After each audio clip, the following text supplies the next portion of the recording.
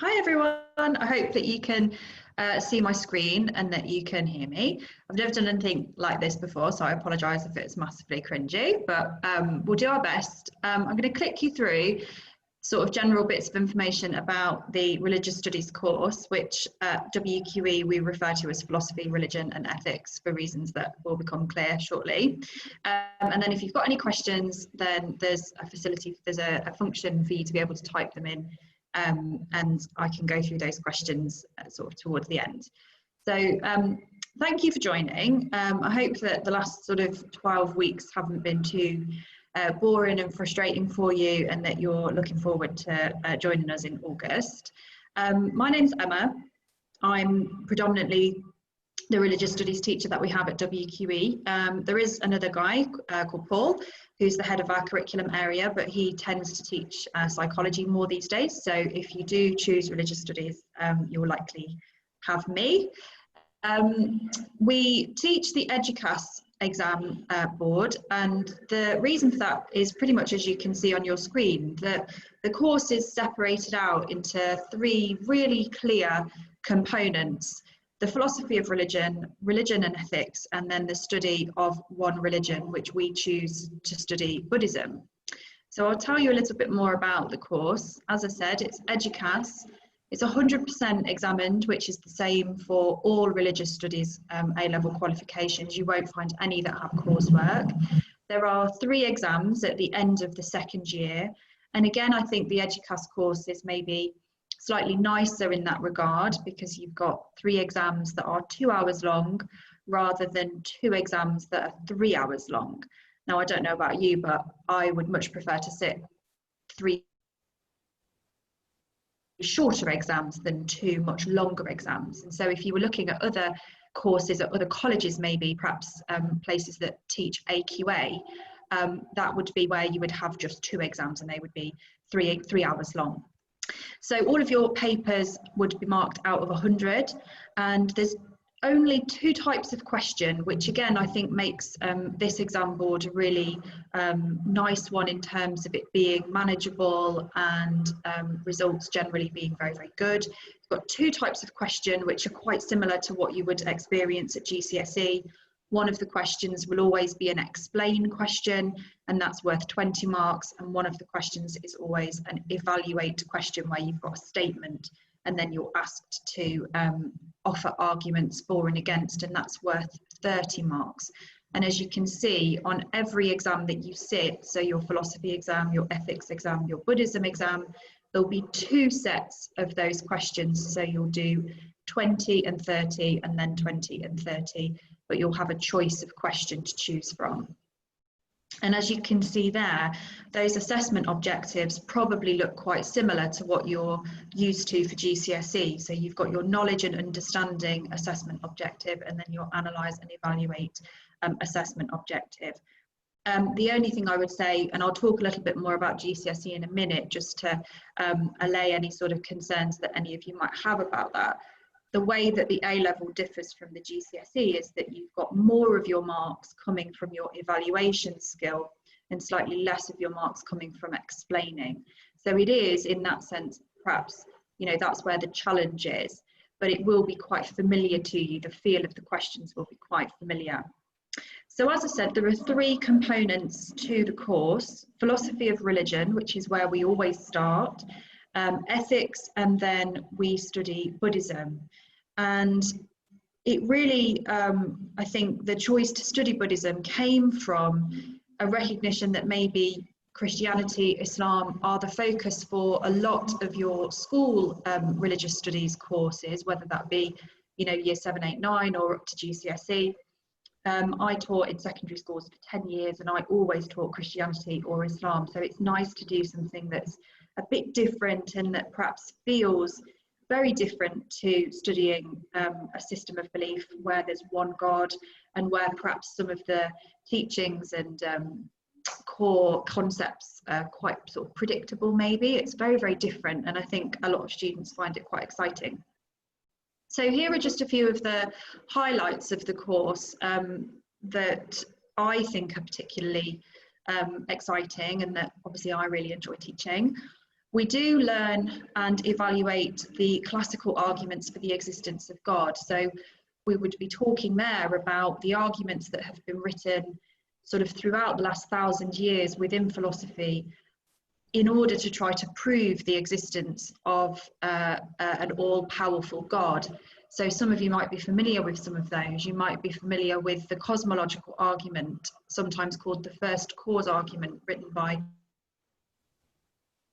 Thomas Aquinas, or perhaps the arguments from design, the idea that the universe is so well designed that the only reasonable explanation for that is that there is an all-powerful God behind that design.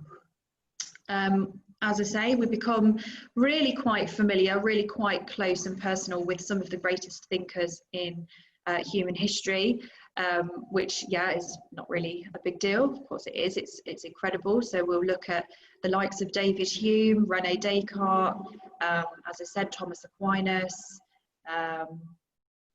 so many great philosophical thinkers, and ethical thinkers as well throughout the course. So if you're thinking about how this might contribute to a university course, religious studies is a great course, just simply because of that. You get to access so many different ideas from the world of philosophy, the world of academics, logic, mathematics, history, sociology. We kind of do a really big mix of all of those. We, of course, explore some of the world's kind of really big and pertinent questions, such as, can belief in God make sense in a world where there is such horrendous evil? And I think that's a question and a unit that students find really quite compelling and quite difficult, especially where students come to the course with a faith, you know, a deeply held faith. Being confronted with those questions about how God can exist in a world where there's so much evil can be, you know, quite difficult. And I think that's the thing to be aware of as well with religious studies. It's not always going to feel easy. There are going to be some times and some lessons where we're going to be looking at material that might make you feel a little bit less sure of some of the things that you thought you were sure of. And I think that's the mark of a really good course, that it actually makes you think really deeply about the things that you were pretty convinced of. We look at the crossover between religion and psychology, as you can see on that second bullet point, whether belief in God is actually something more like a mental illness that affects people who are very vulnerable, perhaps people who have had difficulties in their childhood, maybe some kind of childhood trauma. And that was the argument that was put forward by Sigmund Freud, somebody who perhaps, if you are interested in psychology, you will be aware of. Freud argued that religion was a crutch that people used because they hadn't come to terms with a trauma in their childhood. So we'll explore how reasonable you think that line of argument is. Of course, we're going to be thinking about ethics and what makes a good life, what makes a good person. How would we know whether an action was good or bad? And we'll also talk about the reality of free will and whether or not we actually are wholly free to perform the actions that we do, or whether possibly there is some kind of predetermination in the things that we do and the people that we are. And of course, that then opens questions into how responsible we are for the things that we do. If we aren't truly free in the actions that we perform, how can we be held accountable?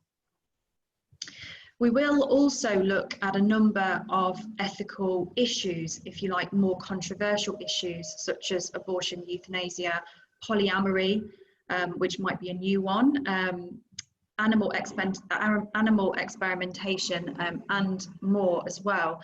So we look at how to judge these actions by looking at a number of different ethical theories and looking at what the ethical theories say with regards to these more controversial issues. And of course, there'll be lots of opportunity for us to have some good discussion around those.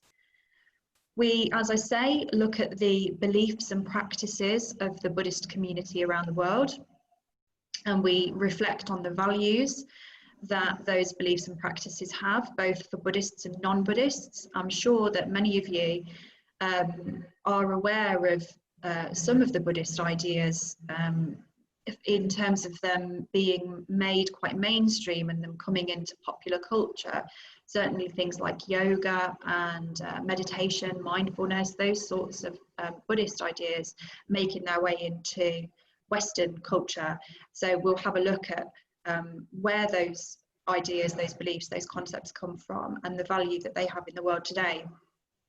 And we also have a look at the sort of changing position within Buddhism for things like feminism, science, and how Buddhism perhaps isn't necessarily all that you think it is. I think certainly in the past, some students have been quite surprised by some of the Buddhist attitudes that there are to the roles of men and women, and also sort of attitudes to science and those sort of bigger questions, and especially questions about God.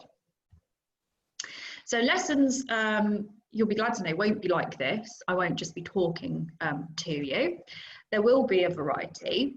Some of the lessons will require me to do a bit of explaining, especially when we're looking at initial stages of philosophical and ethical arguments, but there'll always be an opportunity for you to discuss. I'm a big talker, and anybody who's doing the course at the moment will tell you that lessons are predominantly discussion focused. So it really is kind of come into the room, be engaged, be enthusiastic, get yourself thrown into discussion, and we'll all have hopefully really fun and enjoyable lessons. So a lot of the lessons do take the form of kind of group or paired work, where I will give you a certain number of questions or tasks or ideas and ask you to discuss them and then feed back to everybody. And I think that just helps to make the lessons really inclusive, and it helps to make the lessons, as I say, quite fun and interactive. We do make use of the ICT facilities, so going across to the study centre to use the computers.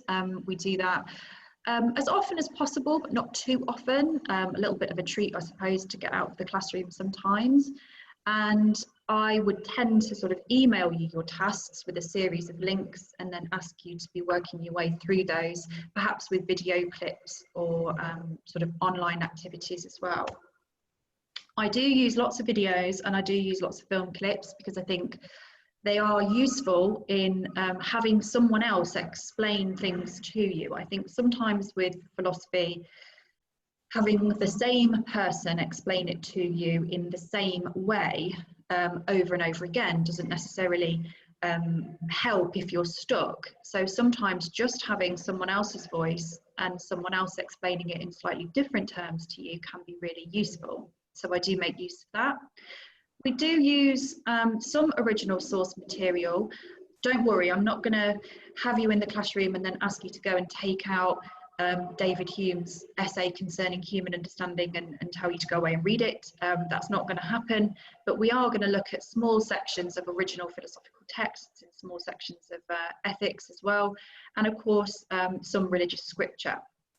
So there will be a little bit like your GCSEs and a little bit like sort of your history GCSEs as well, you know, reading source material, analysing it, working out what's being said and making sure that we understand it and that we can use it as evidence to support the work that we're doing.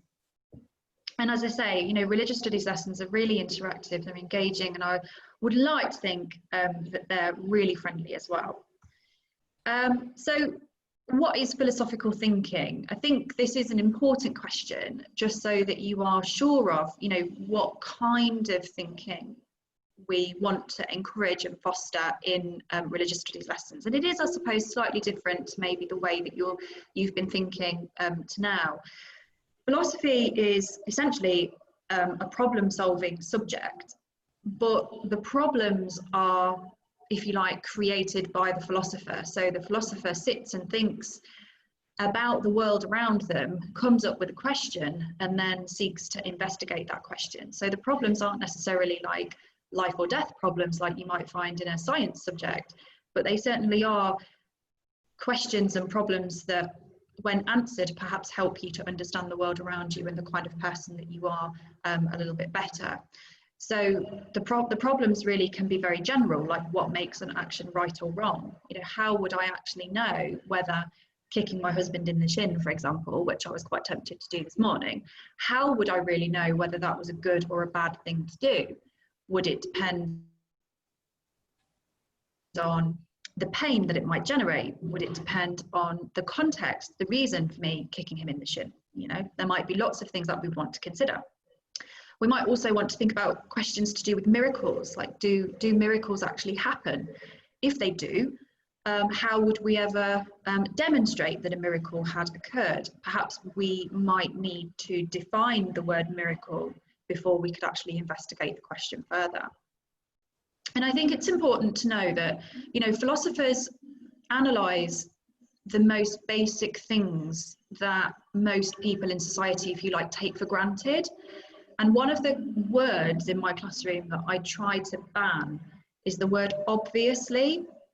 And I think that the next time you're having a discussion with somebody about maybe politics or the world or ethics or something, just listen and watch out for how many times you say the word obviously, because I think that we do take a lot of things to be obvious and to be just like common sense, but we don't actually know that they are. So I will be sort of watching for people starting sentences well with, you know, well, obviously it's blah, or well, obviously this is true. We can't really say that in philosophy. We have to really drill down into even the things that we think are the most obvious things, and we have to establish whether or not they are in fact true. We are forced, as I said, you know, religious studies can be quite difficult. Sometimes it can be quite confronting. We have to realise that a lot of the time we have quite muddled ideas about things. And so we might think that, for example, something that's happened quite recently would be the Yulin Dog Festival in China, where dogs are used for profit. They're killed for fur and for meat. And a lot of people might think that that's wrong, but have no issue, for example, with sitting down to eat another type of animal for dinner. That would be an example of muddled thinking that would require a bit of justification. Why would it be okay to kill a dog, but not, why would it be wrong, sorry, to kill a dog, but not wrong to kill a chicken? Those sorts of muddled ideas are the sorts of ideas that philosophers want to get some clarification on. And as I say, we're forced to realise as a consequence of that, that quite a lot of our thinking is inconsistent. This is one that I come across every year, which I find really interesting. And that is that a lot of students say that they don't believe in God, but that they do think that miracles happen. Now, I'm not saying that that can't be a consistent way to think, but at least on the surface, it seems as if something is slightly off. And so either God needs to be explained a little bit more fully, or miracle needs to be explained a little bit more fully, because at least on the surface, there seems as if there's something not quite right about having those two beliefs and that there's an inconsistency. As you can probably tell, in philosophy, we question and look at the reasons for conclusions that have been reached. And in so doing, like, we are evaluating the success of arguments, we're evaluating the success of different approaches, different sort of systems of thinking all the time. So it really is, yeah, it's a subject that you need to be quite proactive in. You need to be doing, you know, you need to be thinking, you need to be coming up with critical points about what you've just learned. You know, are you convinced by it? Are there any things that worry you about it? And be prepared, hopefully, to share them. If you're sitting and you didn't do religious studies at GCSE, I bet that there are a few of you that fall into that category and you're thinking, oh, do I need to have studied religious studies before? Well, it's a question that we get asked a lot, and honestly, you don't. And I say that honestly, you really, really don't.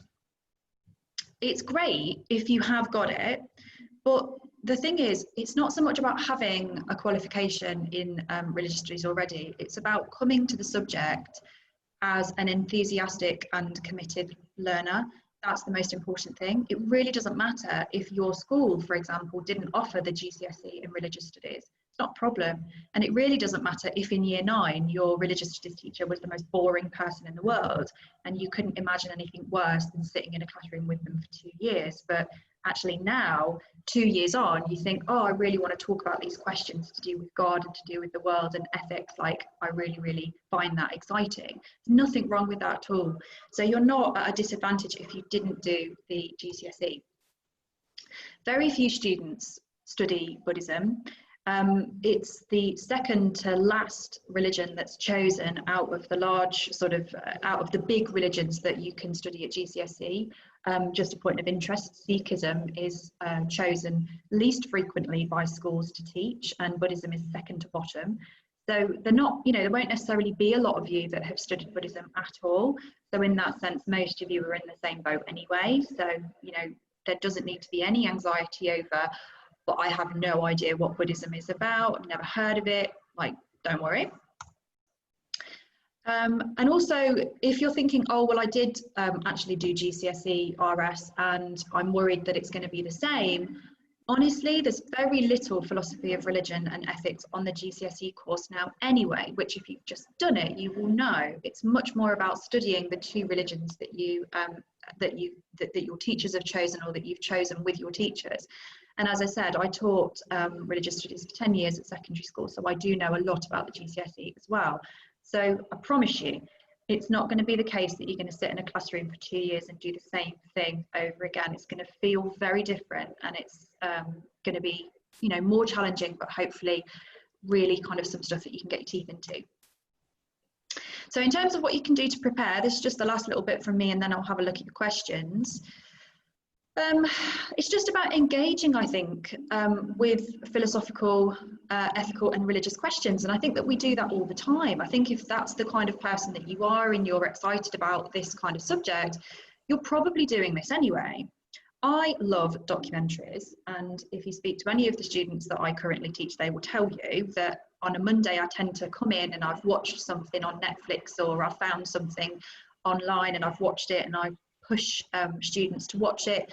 Some of my favourite documentaries that I would recommend to you would be The Story of God, which is hosted by Morgan Freeman. I think there are 3 series of it now. So if you've got Netflix,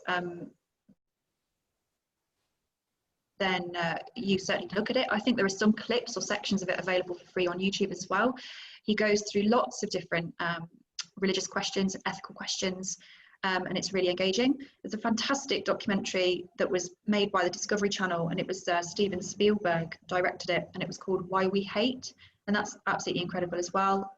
Talks a lot about the existence of evil in the world, the existence of things like racism, where does that come from, how can we understand it, and again, kind of crossing that line between philosophy and psychology at times.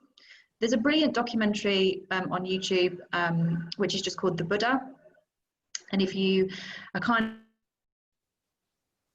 of wanting to do some work that doesn't feel like work, certainly I would suggest giving that a watch. It's a good sort of hour and a half, couple of hours, I think, so you could break it up over a couple of days, but it will tell you the story of the Buddha and give you an opportunity to sort of get a feel for Buddhism as a religion. You can sign up to philosophy channels such as Philosophy and Ethics and Crash Course Philosophy on YouTube. Again, there's lots of sort of short 10-minute videos there that might give you some food for thought. You could have a go at reading some philosophical texts. You can find all of these on Amazon, and in the materials that I wrote for Year 11 students wanting to pursue their A-level, there's some more suggested reading in there as well, which I think you can access through the college website, I think. The Problems of Philosophy by Bertrand Russell is a great one. The God Delusion by Richard Dawkins, also really useful just to even read small sections of that, or even just do some research on these people. If you can't get hold of the original texts, Richard Dawkins will come up a lot during the course, so it's very helpful to know who he is and what he stands for. And I would say, above all, the most important thing to do is to start having those meaningful conversations with the people that are around you. Not necessarily to the point where you fall out, like, don't get me wrong, you don't have to start having arguments with everyone, but I think there's a lot for us to be talking about. Obviously at the moment we're in the middle of, well, we're coming to an end, aren't we, of Pride Month, but you know, there's lots of conversations around LGBT rights happening at the moment. Obviously, Donald Trump is wanting to make changes to the rights that were extended to LGBT people in America. There's lots of controversy and talking around trans rights in the UK. So, you know, they would be suitable things for you to investigate, have a little bit of a chat to your friends, your family about those things. Abortion, euthanasia. And really, I think above all, just listen really, really intently to the ideas and opinions that your friends and family have, and see if you agree. And if you don't, you know, think about ways that you could constructively challenge their thinking, or see if you could maybe do some research that would be a way that you could present a different point of view to either, I don't know, mum, dad, friend, brother, sister, that would facilitate a really good conversation, because that's really what this is all about. So I think that's the last thing from me. So I'll leave that slide up and I'll have a look at your questions now. Okay, so first question is about whether there is an AS version. There is an AS version, but we don't offer it. Okay, so you can't do AS RS at WQE, unfortunately. What are the essays like? So as I said, there's two types of question that you get. There's an explain question and there's an evaluation question.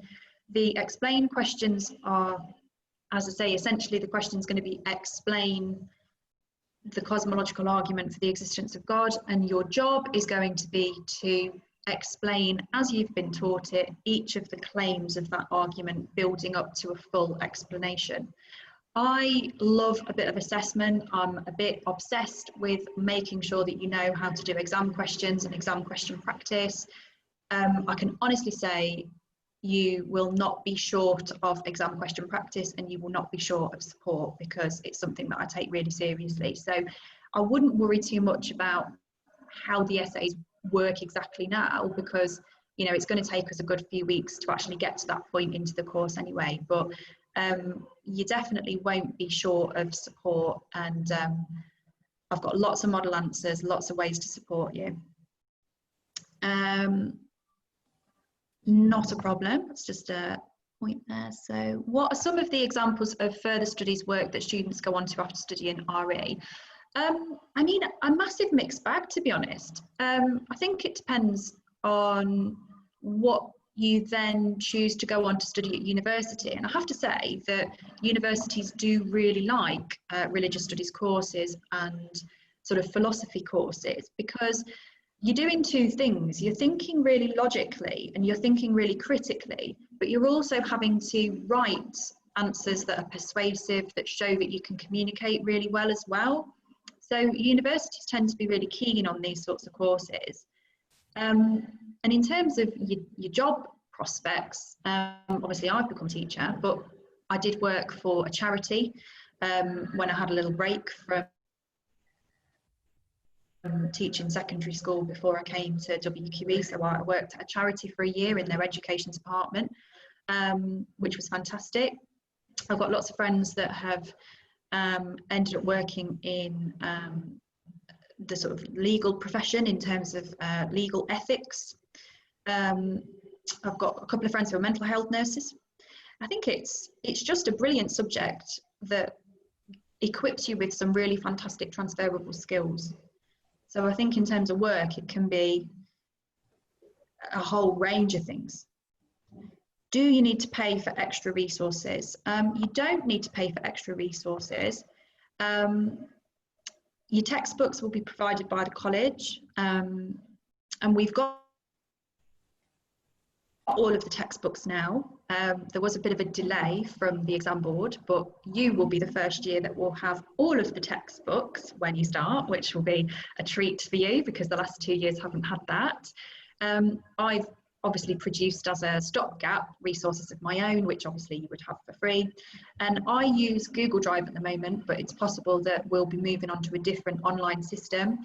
And in terms of resourcing for lessons, every lesson that I teach with every resource that I've used goes online.